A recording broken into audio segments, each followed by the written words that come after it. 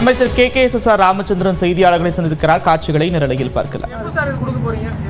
நாளையிலிருந்து வேலை. இன்னைக்கு அமைச்சரவை கூட்டம் முடிந்தது. இன்னும் ஒரு வார காலத்திற்குள்ளாக கைட்லைன்ஸ் எந்தெந்த மாதிரி பண்ண போறோங்கிறத கைட்லைன்ஸ் பண்ண போறோம். அதுக்காக அரசாணை வெளியிட்ட உடனே வேலை வேகமாக நடப்பதற்காக 2 குழுக்கள், ஒன்று மாவட்ட லெவலில், ஒன்று சென்னையில் தலைமைச் செயலாளர் லெவலில் 2 குழுக்கள் அமைய இருக்கிறது. 6 மாத காலத்திற்குள்ளாக இந்த பட்டாவெல்லாம் வழங்க வேண்டும் என்று சொல்லி மாண்பு முதலமைச்சர் சொல்லியிருக்கிறார்கள். இந்த 4 வருட காலத்தில் 10 லட்சம் பேருக்கு நாங்கள் பட்டா வழங்கி இருக்கிறோம். இன்னும் 6 லட்சம் பேருக்கு வழங்க வேண்டும் என்று சொல்லி மாண்பு முதலமைச்சர் சொல்லியிருக்கிறார்கள்.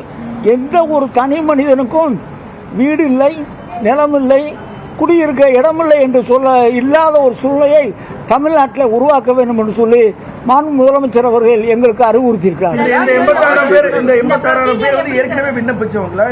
நாங்கள் சர்வே பண்ணோம். நாங்கள் எவ்வளோ வேற தேவை இருக்கும். ஒரு ஸ்கீம் போடுறோம்.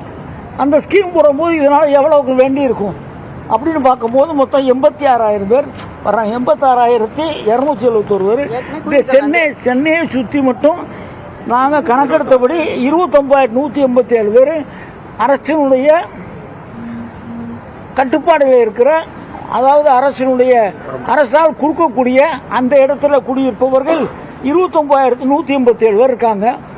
அதே மாதிரி வேற மாநகராட்சி இருக்குல்ல, அந்த மாநகராட்சியில் நகராட்சியில் இருக்கவர்கள் 57,000 பேர் இருக்காங்க. இந்த கிரைட்டீரியா வரவங்க வந்தாங்கன்னா விண்ணப்பிக்கவும் செய்யலாம். கரெக்டே அங்கேயே விண்ணப்பிக்கலாம்.